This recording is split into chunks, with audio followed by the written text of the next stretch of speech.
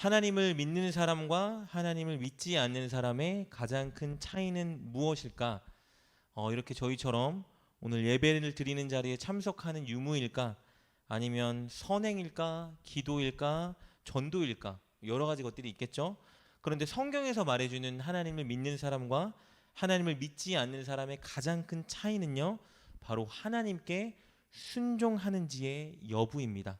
그러니까 하나님을 정말 제대로 믿는 사람들은 하나님께 순종하는 삶을 살고, 하나님을 제대로 믿지 않는 사람들은 하나님 말씀에 순종하지 않습니다. 이것을 가장 잘 보여주는 예가 오늘 여러분과 나눌 방주 이야기입니다. 하나님을 잘 믿는 노아는 하나님의 말씀에 철저히 순종했고, 그리고 노아 외에 다른 모든 사람들, 하나님을 잘 믿지 않던 그 사람들은 하나님의 말씀에 전혀 순종하지 않고 있었습니다. 노아의 이 방주 이야기를 보면요, 계속해서 우리에게 보여주는 한 가지 패턴이 있습니다. 그것은 어떤 패턴이냐면요, 하나님은 계획하고 노아에게 지시하면 노아는 하나님께서 명하신 그대로 행하였더라. 이 패턴이 방주 이야기를 계속 끌고 가는 것을 보게 돼요. 처음 하나님께서 노아에게 방주를 지으라고 명령하실 때 이 패턴이 등장합니다. 오늘 좀 성경을 찾아보면서 우리 말씀을 나눴으면 좋겠는데요. 우리 창세기 6장 13절 말씀 볼까요? 제가 한번 읽어볼게요. 6장 13절 14절에 이렇게 기록되어 있습니다. 하나님이 노아에게 이르시되 모든 혈육 있는 자의 포악함이 땅에 가득함으로 그 끝날이 내 앞에 이르렀으니 내가 그들을 땅과 함께 멸하리라. 너는 고페르나무로 너를 위하여 방주를 만들되 그 안에 칸들을 막고 역청을 그 안팎에 칠하라. 그리고 18절부터 20절까지 보면 이렇게 또 기록되어 있습니다. 그러나 너와는 내가 내 언약을 세우리니 너는 내 아들들과 내 아내와 내 며느리들과 함께 그 방주로 들어가고 혈육 있는 모든 생물을 너는 각기 암수 한 싹씩 방주로 이끌어들여 너와 함께 생명을 보존하게 하되 새가 그 종류대로 가축이 그 종류대로 땅에 기는 모든 것이 그 종류대로 각기 둘씩 내게로 나아오리니 그 생명을 보존하게 하라. 그리고 마지막으로 21절입니다. 너는 먹을 모든 양식을 내게로 가져다가 저축하라. 이것이 너와 그들의 먹을 것이 되리라. 하나님이 노아에게 오셔서 네 가지를 명령하셨어요. 첫째, 방주를 만들어라. 둘째, 다 만들면 너는 가족들을 데리고 방주로 들어가라. 셋째, 모든 생물을 암수 한 쌍씩 방주로 인도하여 태워라. 넷째, 방주에서 너와 짐승이 먹을 양식을 예비하여 방주에 저축해라. 이렇게 하나님이 말씀하셨어요. 그런데 그 다음에 바로 성경은 노아의 반응을 보여줍니다. 우리 22절에 이렇게 기록되어 있습니다. 노아가 그와 같이 하여 하나님이 자기에게 명하신 대로 다 준행하였더라. 이게 방주가 시작될 때 보여주는 패턴이에요. 하나님이 노아에게 막 지시를 하시죠. 그럼 동일하게 항상 이렇게 기록되어 있습니다. 노아가 그와 같이 하여 하나님이 자기에게 명하신 대로 다 준행하였더라. 놀라운 이유는요, 이 노아의 순종이 쉬운 일이 아니었기 때문입니다. 여러분, 지금 우리가 읽었던 내용 네 가지를 살펴보면요, 하나님이 노아에게 요구하신 일들이 순종하기 너무 어려운 일이었어요. 게다가 비상식적인 일들이었습니다. 일단 방주를 만들라고 하셨는데요, 우리가 아는 것처럼 대략 길이는 137m, 너비는 보통 22.8m, 높이는 13.7m예요. 아니, 이 거대한 방주를 지금 노아에게 만들라고 명령을 하신 겁니다. 게다가 방주를 다 만들고 나면 더 황당한 요구를 하셨어요. 이 세상에 있는 모든 생물을 암수 한 쌍씩 다 방주 안에 들이라는 거예요. 그리고 더 황당한 건요, 그 안에서 노아와 노아의 가족들과 이 짐승들이 먹을 수 있는 양식을 다 준비해서 방주에 저축해서 실으라는 겁니다. 그 대부분 학자들이 노아가 방주를 만드는 기간이 얼마였을까 추측하건대 보통 거의 모든 신학자들은 120년 정도 걸렸을 것이라 추측합니다. 그러니까 엄청난 크기의 배를 만들어야 되고 거기에 역청을 칠해야 되기 때문에 엄청난 시간이 걸렸을 것은 분명해요. 여러분, 120년 동안 놀고 먹고 가만히 앉아서 기도하는 게 아니라 이 엄청 큰 배를 만들어야 했습니다. 그런데 노아를 가장 순종하기 힘들게 만들었던 것이 무엇일까 생각해 보면요. 물론 이 배를 만드는 것도 너무 힘들었겠지만 가장 힘들었던 건 어쩌면 사람들의 행동과 시선이었을 거예요. 이런 모두가 다 하나님 말씀에 동의하고 모두가 다 하나님 말씀에 순종하는 그런 사회와 환경이라면 하나님 말씀을 따르고 하나님 말씀에 순종하며 사는 것이 그렇게 어렵진 않습니다. 조금 수월하겠죠? 다 하나님 말씀 보고 다 하나님 말씀 듣고 다 하나님 말씀대로 살아가는데 이렇게 하는 건 당연한 거겠지 생각하고 그렇게 할 수 있겠죠. 일례로 제가 20살 때 청년부 예배 갔을 때 청년들이 엄청 기도를 열심히 했어요. 가면 학교 끝나고 회사 끝나면 다 같은 청년들이 모여서 저녁 기도회를 하고 그리고 말씀을 나누고 노방전도를 나갔어요. 끝나고 들어오면 밤 11시에 들어와서 전도 나가서 어땠는지 나누고 11시부터 또 기도를 해요. 그럼 기도가 끝나면 또 새벽 4시 반에 새벽 예배를 참석하는 거예요. 근데 제가 처음에 이제 은혜를 받고 교회를 다니기 시작하면서 청년들이 다 그렇게 하니까 저는 이게 힘들고 어렵고 이런 생각을 못하고 원래 하나님 믿음이 이렇게 하는 건가 보다라고 생각을 했던 거예요. 다 하면 이렇게 하는 건가 보다 하면 돼요. 근데 여러분 반대로요. 모든 사람이 다 하나님의 말씀이 맞지 않다고 말하고 모든 사람이 다 하나님 말씀에 순종하지 않는 상황에서 하나님 말씀을 따르고 순종하는 일은 굉장히 어렵습니다. 여러분 노아 당시의 사람들은 하나님 말씀에 관심조차 없었어요. 그리고 엄청난 쾌락에 빠져 있었습니다. 그 근거가요. 우리 창세기 6장 2절을 보면요. 이렇게 기록되어 있는 것을 보게 됩니다. 창세기 6장 2절입니다. 하나님의 아들들이 사람의 딸들의 아름다움을 보고 자기들이 좋아하는 모든 여자를 아내로 삼는지라. 그러니까 여러 가지 의견들이 있긴 하지만 보통 학자들은요. 여기서 말하는 하나님의 아들들 이 사람을 보통 셋 계열의 하나님을 경외하는 사람들, 하나님을 예배하는 사람들이라고 말합니다. 그리고 사람의 딸들이라고 기록되어 있는데 여기서 사람의 딸들은 보통 하나님을 경외하지 않는 가인 계열의 사람들이 아닐까라고 추측하곤 합니다.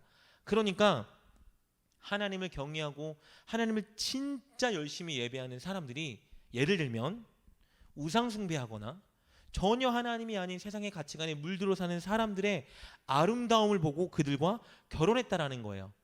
여기서 문제는 아름다운 미모를 보고 결혼했다라는 것이 문제라는 것이 아니라 하나님의 말씀하신 기준을 무너뜨리고 자기 생각과 자기 감정과 자기가 좋아 보이는 것을 기준으로 삼고 그들이 판단하고 선택했다라는 것이 문제입니다. 여러분 게다가요 뭐라고 기록되어 있죠? 자기들이 좋아하는 모든 여자를 아내로 삼았대요. 그래서 이걸 뭐라고 표현하냐면요. 일부 일처제를 깨고 자기들이 좋아하는 여자들을 마음껏 취해서 아내로 삼기 시작했다. 일부 다처제가 이때부터 유행하기 시작했다라고 사람들이 말하곤 합니다. 그러니까 하나님의 백성들이 마저도 하나님의 말씀에 관심이 없고 그리고 세상이 추구하는 것 자기 감정대로 자기가 하고 싶은 대로 살고 있던 사회였던 거예요. 그래서 예수님은 신약에서 누가복음 17장 우리 26절 27절을 보면 이 노아 시대가 어땠는지를 묘사해 주고 있어요. 뭐라고 말하냐면요. 그때 사람들은 하나님의 말씀과 뜻에는 관심이 전혀 없고 먹고 마시고 장가들고 시집가고 즉 세상에서 즐기는 세상 사람들이 추구하는 그 일에만 완전히 빠져서 몰두하던 시대가 바로 그 시대다라고 말하고 있는 거예요. 그러니까 노아가 사는 시대가 여러분 이 시대였던 거예요. 이 시대에서 여러분 하나님 말씀에 순종해서 방주를 만든다.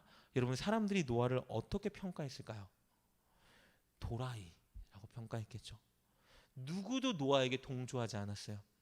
모두가 다 노아를 비상식적인 사람이라고 여겼습니다.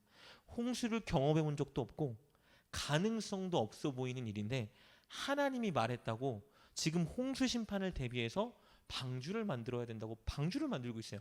그러면서 하나님을 전하고 있는 겁니다. 당신들도 하나님 믿어야 돼요. 하나님 말씀으로 돌아와야 돼요. 하나님이 이 땅을 홍수로 심판하실 것입니다. 사람들이 뭐라고 생각했을까요?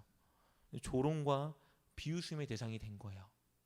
나는 진짜 하나님 말씀 때문에 순종하고 있는데 세상 사람들은 그게 아닌 거예요. 왜 저렇게 사냐? 왜 저렇게 미련한 짓을 하고 있냐? 뭐 하는 거야? 라고 사람들이 생각했겠죠.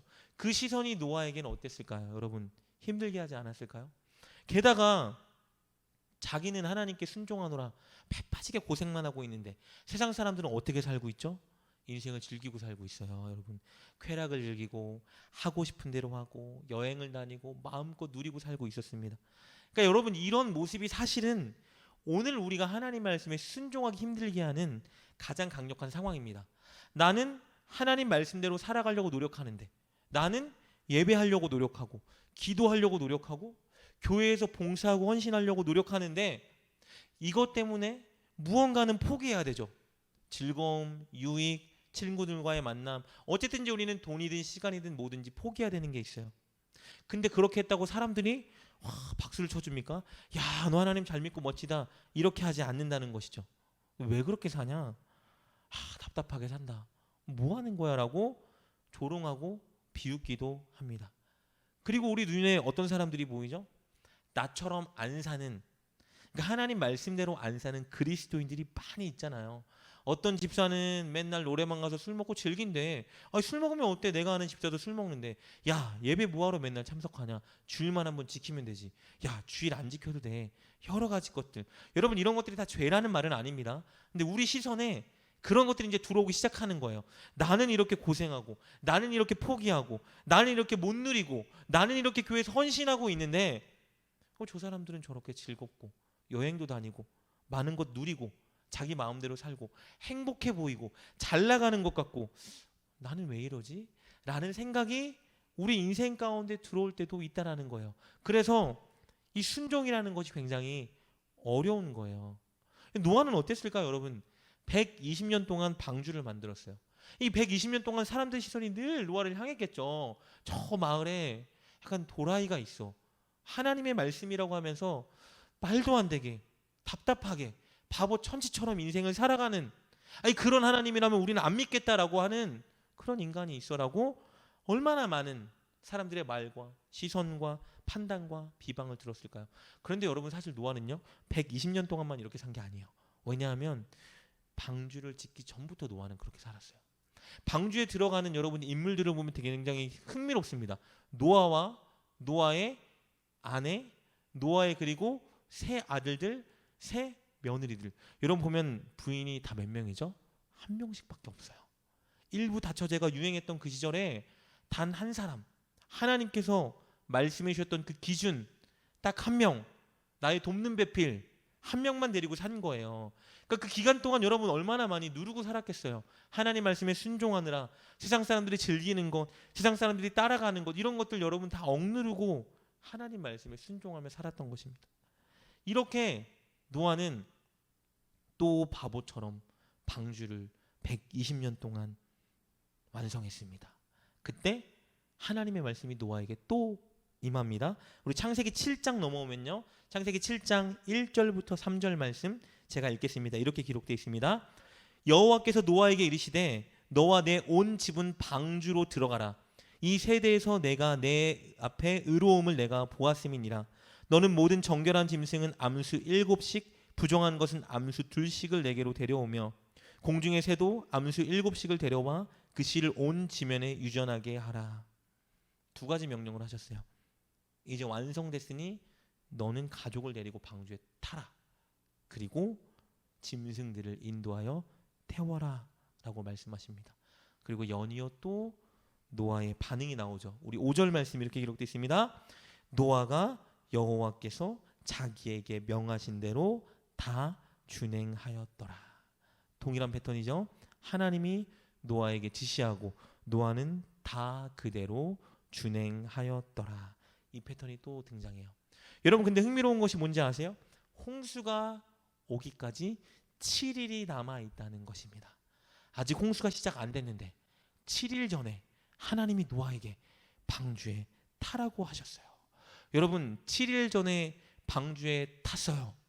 사람들이 뭐라고 생각했을까요? 진짜 미쳤다, 완전 도라이다. 야, 홍수? 비 한 방울 안 내리는데 홍수가 와서 방주에 탄다고? 저거 봐라, 자식들은 무슨 죄고, 동물들 태우고 동물들이랑 저 방주 안에 들어가 있는 거 봐라, 저 완전히 도라이다. 여러분, 세상 사람들이 얼마나 그를 비웃었겠습니까? 근데 순종은 이런 거예요. 노아가 너무 잘 보여주고 있죠. 여러분, 하나님 말씀에 순종할 때 세상의 칭찬보다는 조롱이 따를 수 있다는 걸 보여줍니다. 게다가 내 자신이 초라하고 창피하게 느껴질 수도 있어요. 아, 이게 맞나? 아, 이렇게 사는 게 맞는 거야? 아, 진짜 나 이렇게 살아도 돼? 라는 생각이 들 수도 있어요. 게다가 순종했다고 해서요, 바로 즉각 열매가 나타나는 것도 아니죠. 그런데 해야 되는 거예요. 왜냐하면 하나님이 말씀하셨으니까 하는 게 바로 순종입니다. 순종은 협상이 아니에요. 하나님과 타협 맺는 게 아니고 하나님이 말씀하시면 그냥 하는 게 순종이에요. 그러나 성경은 분명히 보여줍니다. 하나님 말씀에 순종하자 곧 하나님 약속대로 홍수 심판이 임했습니다. 그리고 하나님 말씀에 바보처럼 순종했던 노아와 그 가족, 그리고 노아가 이끈 짐승들만 그 심판에서 구원받을 수 있었습니다. 그리고 끝으로 우리가 살펴본 그 패턴이 한 번 더 나와요. 언제 나오냐면요, 홍수 심판이 다 끝나고 물에서 물에 있는 땅이 다 거쳤을 때 방주에 탔던 노아에게 하나님이 한 번 더 찾아와 명령하십니다. 우리 창세기 8장 15절 넘어가면 8장 15절부터 17절에 이렇게 기록되어 있습니다. 하나님이 노아에게 말씀하여 이르시되 너는 내 아내와 내 아들들과 내 며느리들과 함께 방주에서 나오고 너와 함께한 모든 혈육 있는 생물 곧 새와 가축과 땅에 기는 모든 것을 다 이끌어내라. 이것들이 땅에서 생육하고 땅에서 번성하리라 하시매. 두 가지 명령을 하셨습니다. 이제 방주에서 나와라. 그리고 짐승들이 다치거나 상하지 않도록 질서를 지켜 나오게 너가 인도해라 라고 말씀하셨어요. 노아의 반응이 또 그대로 나옵니다. 우리 18절 19절입니다. 노아가 그 아들들과 그의 아내와 그 며느리들과 함께 나왔고 땅 위의 동물 곧 모든 짐승과 모든 기는 것과 모든 새도 그 종류대로 방주에서 나왔더라. 노아가 그대로 다 준행했다라는 말은 등장하지 않지만, 여러분 보시면 아시겠지만 그대로 하나님이 명령한 그대로 노아가 순종합니다. 이 패턴이 여러분 세 차례 등장한 거예요. 방주 이야기가 시작할 때, 방주 이야기가 끝마칠 때 시작과 끝을 감싸고 있던 패턴이 뭐예요? 하나님이 명령하셨다. 노아가 그대로 다 순종하였다. 여러분 이것이, 이 방주 이야기가 우리에게 주는 교훈이 바로 이 패턴입니다. 하나님이 말씀하셨고 노아는 그대로 순종하였더라. 여러분 하나님의 구원 계획은요, 철저히 하나님에 의해서 계획되고 하나님에 의해서 진행되는데, 참 신기한 것은요, 하나님이 그 구원 계획을 이루실 때 참 신기하세요. 그냥 혼자 알아서 하시면 되는데 꼭 인간의 순종을 요구하신다는 겁니다. 분명히 하나님 말씀에 순종하는 사람이 있고 순종하지 않는 사람이 있는데, 하나님이 꼭 순종하는 사람을 통해서 그 사람을 찾아서 하나님의 구원 계획을 이루어 가시고 완성하신다는 것을 우리가 알아야 하는 것입니다. 여러분 오늘 이 순간에도 하나님은 우리에게 방주를 만들라고 하십니다.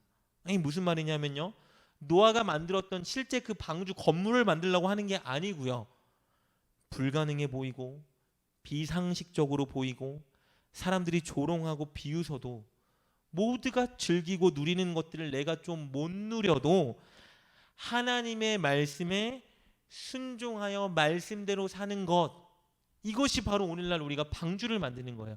하나님은 이 일을 우리에게도 요구하고 계십니다. 왜냐하면 오늘도 앞으로도 하나님의 구원 계획은 계속 진행되고 있기 때문입니다.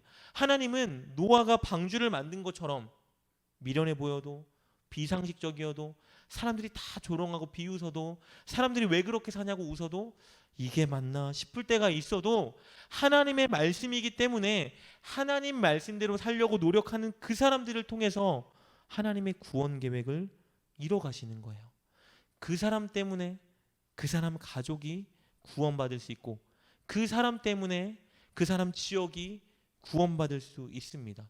이것이 하나님이 일하시는 방식인 거예요. 저와 여러분이 꼭 오늘 이 노아처럼 진짜 바보 같아 보여도, 사람들은 안 해도, 나만 아는 것 같아도, 나만 피해보는 것 같아도 꼭 하나님 말씀이라면 하나님 말씀의 방식대로 살아가는 그 자리에 설 수 있기를 주님의 이름으로 축복합니다. 마지막으로 한 가지를 나누고 말씀을 마치고자 합니다. 그렇다면 어떻게 순종할 수 있을까요?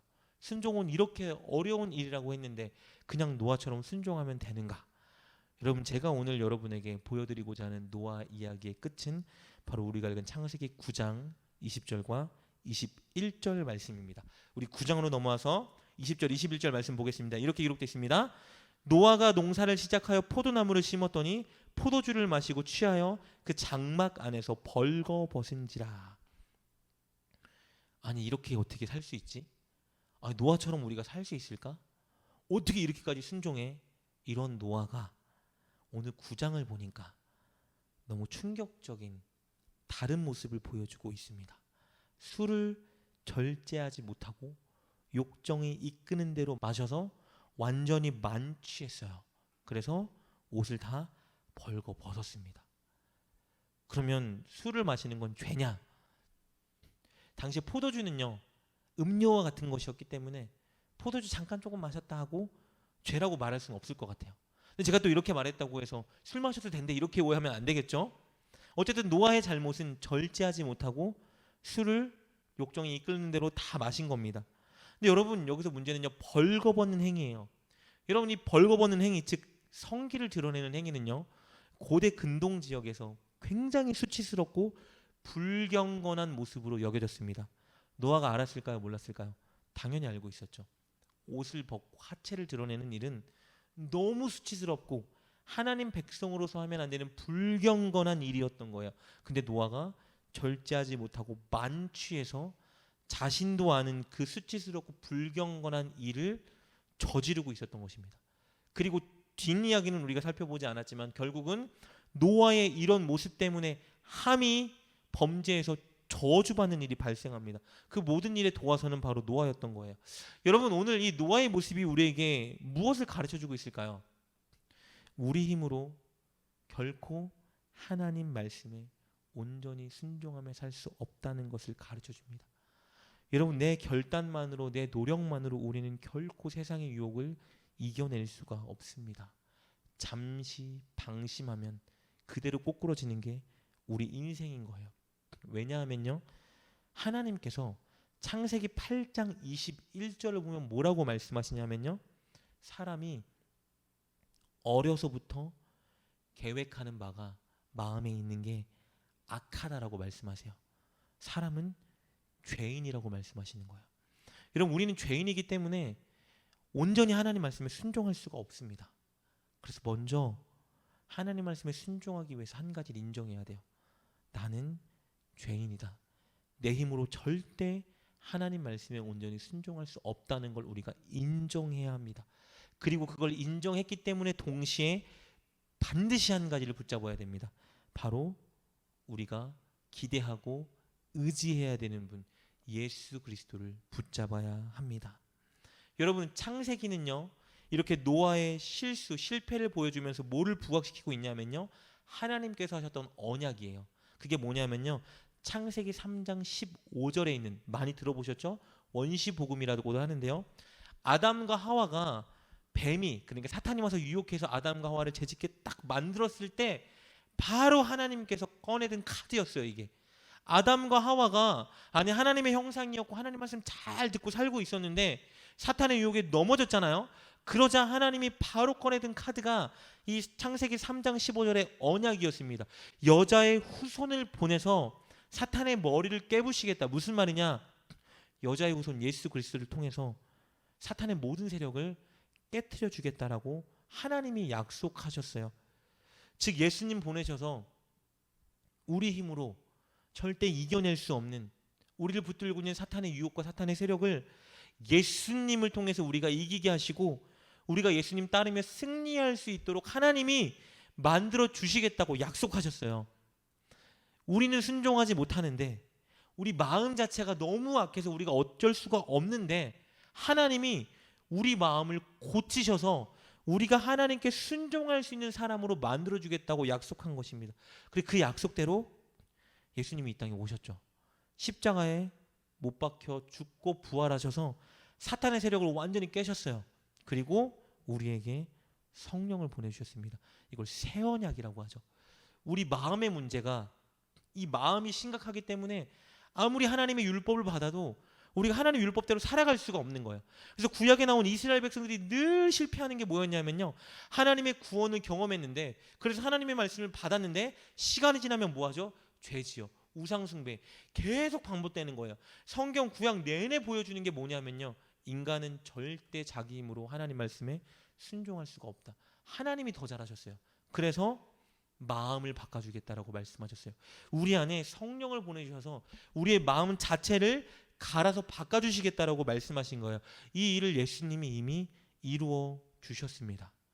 우리가 그렇게 살 수 있게 예수님이 이루어 주셨어요. 여러분, 우리 말씀을 보면 이런 생각 많이 하잖아요. 야, 노아처럼 어떻게 살아? 사도 바울처럼 어떻게 살아? 베드로처럼 어떻게 살아? 아니, 예수님처럼 어떻게 살아? 우리 이렇게 말하는데, 여러분, 성경은 이미 우리에게 말해주고 있어요. 너네 다 살 수 있어. 내가 그렇게 다 만들어놨는데 왜 못 산다고 해? 하나님은 우리에게 말씀하시는 거예요. 여러분, 그렇다면 결론적인 질문으로 다시 돌아가 볼까요? 어떻게 우리가 하나님 말씀에 순종할 수 있을까요? 예수님을 철저히 의지하면 순종할 수 있습니다.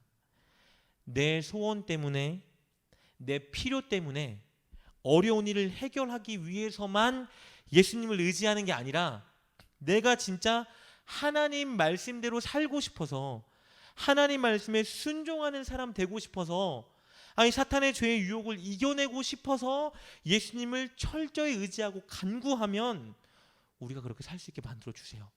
왜냐하면 분명히 성경은 보여주고 있기 때문입니다. 이미 다 이뤄 놓으셨다라고 말씀해주고 계세요. 문제는 뭐냐면 우리가 그렇게 살고 싶어하는 마음이 없기 때문이에요. 우리가 진짜 하나님 말씀대로 어떻게든 살고 싶은 마음이 있어서 우리가 예수님을 의지하면서, 예수님 제발 예수님 말씀대로 살 수 있게 해주세요. 나는 죄인이고 나는 연약하고 내 마음 자체가 문제인데 이거 바꿔주신다며요. 바꿀 수 있다며요. 그러니까 예수님만 의지합니다. 저 꼭 예수님 말씀대로 살 수 있도록 저 좀 도와주세요. 간구하는 거예요. 우리 간구했다라면 여러분, 삶의 현장에서 내가 말을 할 때, 예수님 말씀대로 살아갈 수 있는 기회가 있을 때마다 그렇게 살려고 도전해 보는 거예요. 죄의 유혹이 올 때마다, 아, 나 하나님 말씀대로 살 수 있는 사람인데, 나 말씀대로 살 수 있게 만들어 놓으셨는데 말씀대로 살아봐야지, 죄의 유혹에 넘어가지 말아야지, 우리가 간구하는 거예요. 설령 그러다가 실패했을 때 그럼 어떻게 해야 되죠? 나 때문에 십자가에 못 박혀서 내 죄를 씻으려고 이미 보혈을 흘리신 예수님을 기억하면서 예수님께 회개하는 거예요. 예수님, 연약해서 넘어졌습니다. 용서해 주시옵소서. 진심으로 회개하고, 회개했다면 죄의 모습을 그대로 따라가면서 포기하고 사는 것이 아니라, 회개했으니까 다시 예수님께 하나님 말씀대로 살 수 있도록 도와주세요 간구하고. 여러분, 이렇게 계속 살다 보면요, 처음부터 완벽할 수는 없지만, 처음부터 온전할 수는 없지만 차츰차츰 나를 변화시키시고 나를 성장시키시고 내가 하나님 말씀대로 살 수 있게 만드시는 그 하나님의 놀라운 능력과 은혜를 우리가 경험할 수 있게 되는 것입니다. 문제는 그렇게 시도도 안 해보고 하나님 말씀대로 살 수 있게 해달라고 간구하지 않고 예수님을 의지하지 않는 우리에게 있는 것입니다. 여러분, 꼭 도전해 보았으면 좋겠습니다. 저도 사실은 그렇게 생각할 때가 많았거든요. 예배드리다가, 기도하다가, 회개하면 막 눈물이 나고, 하나님 진짜 오늘 하나님 말씀대로 이제 앞으로 살아갈 거예요 했는데 하루가 멀다고 또 넘어지는 제 모습을 보면, 왜 그러지? 기도했는데 왜 그러지? 왜 이것밖에 안 되지? 포기하고 싶고, 나는 안 되나 싶고, 이런 생각이 들 때가 너무나 많이 있습니다. 여러분, 그런데 말씀을 보면 그게 아니라는 거예요. 저는 예전에 그렇게 생각했거든요. 절대 다윗처럼, 바울처럼, 예수님처럼은 못 산다. 이건 특별한 사람들이다. 그게 아니라는 거예요. 이미 우리가 그렇게 살 수 있는 판을 다 깔아놓으셨어요. 우리가 그렇게 살 수 있는 판 위에 서면 되는 것입니다. 여러분, 우리 일평생의 소원은 무엇이 돼야 되냐면요, 하루하루 가면 갈수록 예수님께 순종하지 못했던 영역을 한 걸음 더 순종하고, 한 걸음 더 순종하고, 한 걸음 더 순종하는 게 우리 인생의 목표가 돼야 되는 거예요. 늘 넘어졌던 시험의 유혹을 시간이 지나면 한 걸음 뛰어넘어서 안 넘어지고, 한 걸음 뛰어넘어서 안 넘어지고, 한 걸음 뛰어넘어서 안 넘어지는 거예요.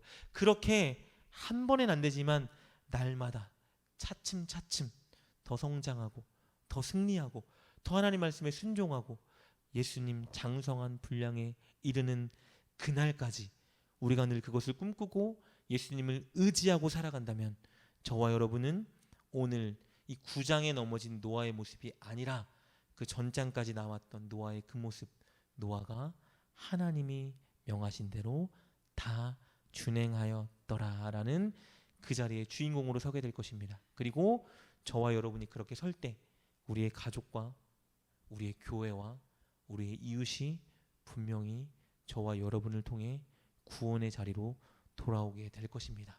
꼭 오늘부터 예수님을 의지하시며 하나님 말씀에 순종하기 위해 노력하고 애쓰시는 저와 여러분 될 수 있기를 주님의 이름으로 축복합니다.